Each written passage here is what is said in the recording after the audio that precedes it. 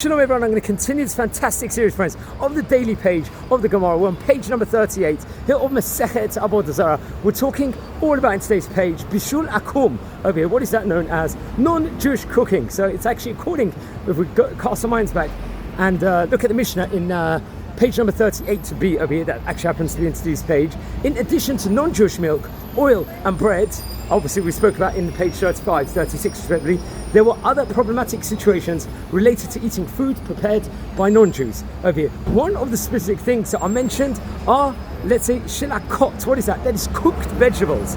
This is a source for the general prohibition against eating bishul akum, food cooked by non-Jews. While obviously there's the Gemara, it's going to associate this prohibition with a passage in the Torah. Rabbi Chia bar Abba quotes Rabbi Yochanan as teaching that this is based on Parashat Devarim, chapter number 2, verse 28, where Moshe offered to purchase limited types of food and water from the nations in the desert as the children of Israel passed through the land.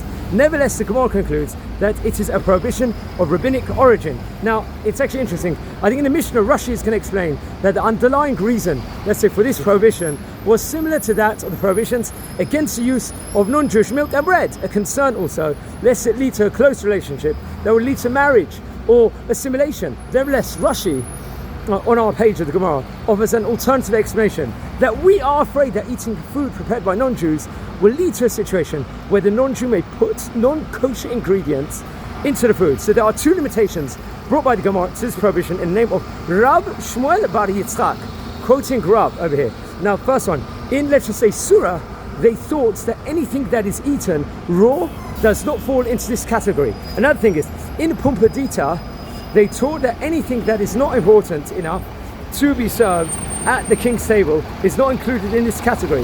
Now, it's interesting.